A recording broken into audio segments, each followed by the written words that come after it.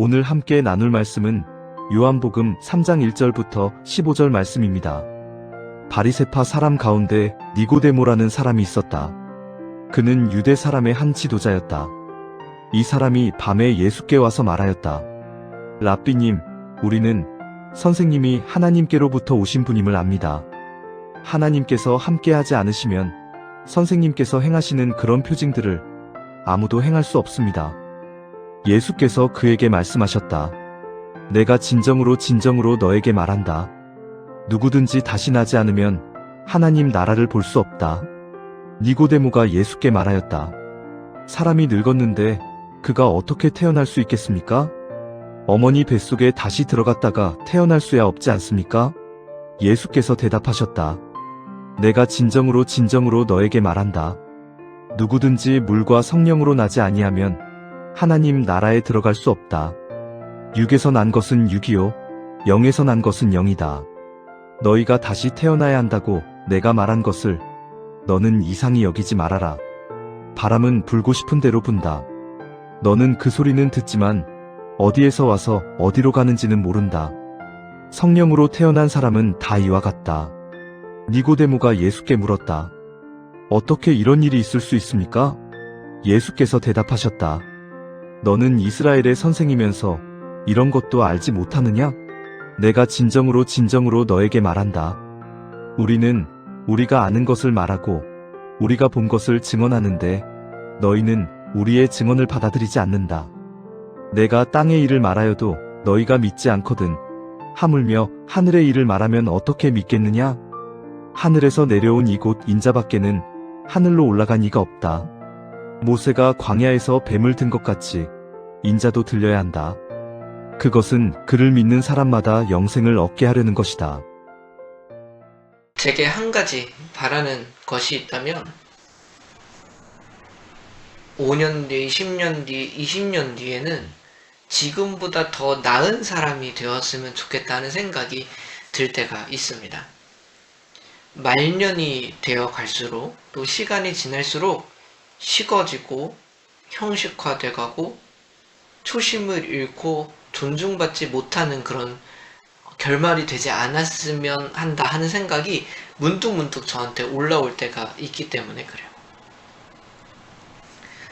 계속해서 성장하기를 추구하는 마음이라고도 할 수 있겠습니다.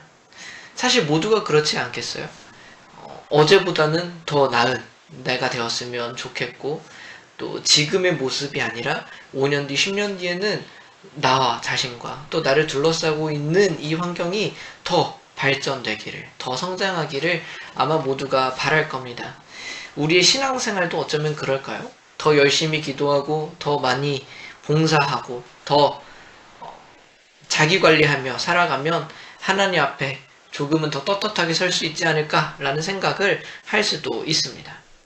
근데 오늘 본문은 이것에 대하여 균형을 조금 잡아줍니다. 무슨 말이냐면 당연히 우리의 결단과 노력이 중요하지 않을 수는 없습니다. 그러나 그것만으로 우리의 믿음이라는 것이 되던가 라고 말한다면 그렇지 않더라. 니고데모라는 사람이 등장하거든요. 그는 당시에 최고 종교 지도자예요. 바리새파 사람이고 유대인의 지도자라고 일컬을 만한 사람. 오히려 그를 일컬어 지도자라고 하지 않으면 어떤 누구를 지도자라고 칭할까 하는 위치에 있었던 사람 같습니다. 성경을 그만큼 깊이 알고 있었고 율법을 철저히 지키는 누가 봐도 존경받을 만한 사람이었습니다. 그런 그가 밤에 예수님을 찾아오는 거예요. 그런데 예수님께서는 대뜸 이렇게 말씀하십니다. 본문 3절에 보니까 예수께서 그에게 말씀하셨다. 내가 진정으로 너에게 말한다. 누구든지 다시 나지 않으면 하나님 나라를 볼 수 없다. 니고데모가 당황해요. 사람이 늙었는데 아마 니고데모는 노인이었을 겁니다. 존경받는 장로 정도의 위치라고 할까요? 그럼 어떻게 태어날 수 있겠습니까? 라는 질문을 던지는 거예요. 다시 태어나야 된다는데 그럼 어머니 뱃속에 다시 들어갔다가 태어날 수야 없지 않습니까? 이 반응은 정말로 단순하게 그렇게 생각했다라고는 보기가 사실 힘듭니다. 여러분 산헤드린 공의회는 70명이에요.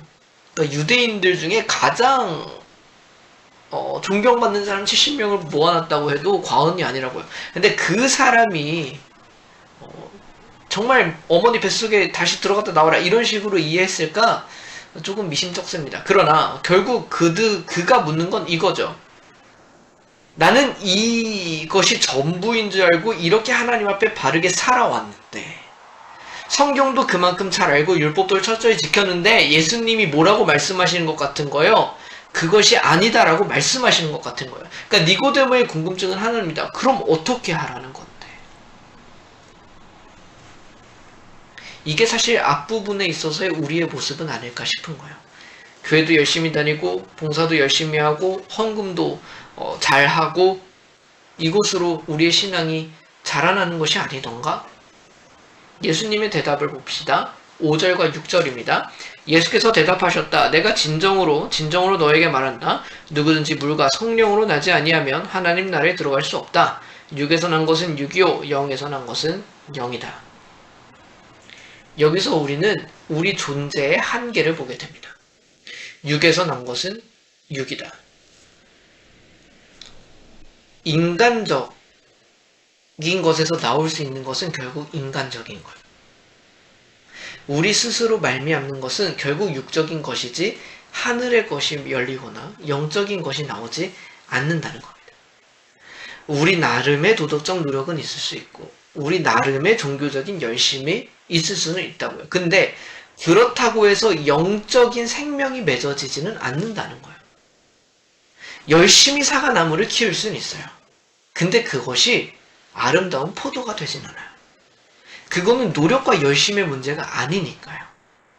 거듭남이라는 것은 우리가 노력하고 우리가 기획하고 우리가 완성할 수 있는 것을 말하지 않는다는 겁니다. 그래서 니고데모가 당황하는 거예요. 어떻게 그렇게 될 수 있어요? 그럼 어떻게 다시 태어나라는 거예요? 그것은 위로부터 오시는 성령님께서 우리에게 행해 주시는 일, 그러니까 하나님께서 우리한테 행해 주시는 일인 거지 우리가 어떻게든 이룰 수 있는 것이 아니다라는 겁니다. 그럼 우리가 어떻게 하라는 거야? 우리가 못하는 거면, 우리가 스스로 할 수 없는 거라면 어떻게 해야 됩니까? 예수님이 이렇게 설명하십니다. 8절. 바람은 불고 싶은 대로 분다. 너는 그 소리는 듣지만 어디에서 와서 어디로 가는지는 모른다. 성령으로 태어난 사람은 다 이와 같다. 바람을 우리가 느낄 수는 있어요. 그러나 그것이 어디로부터 만들어져서 어디로 가는지를 알 수는 없다 하는 겁니다. 거듭남이 마찬가지래요. 우리의 의지와 노력으로는 알 수도 없고 그저 그 흔적만 경험할 수 있을 뿐이라는 거예요. 결국 그 주권, 그 일을 행하시는 분이 누구시다? 하나님이시라고요. 그렇다면 우리는 내가 할 수 있는 것이 아무것도 없으니까 손 놓고 기다리라는 거냐? 예수님께서는 구약의 한 장면을 예시로 들어서 그 길을 설명하십니다. 14절과 15절을 보겠습니다. 모세가 광야에서 뱀을 든 것 같이 인자도 들려야 한다. 그것은 그를 믿는 사람마다 영생을 얻게 하려는 것이다. 지금 니고데모와 예수님의 대답이 왔다 갔다 하면서 계속 똑같은 얘기를 하고 있는 것 같거든요. 본문을 잘 읽어보시면 똑같은 이야기가 반복되는 것 같은데 조금 더 구체적으로, 조금 더 설명되는 것을 볼 수 있어요. 마지막 하이라이트가 이 지점인 것 같아요. 이스라엘 백성들이 광야 생활을 할 때, 사막을 돌아다닐 때 불뱀에 물린 적이 있습니다.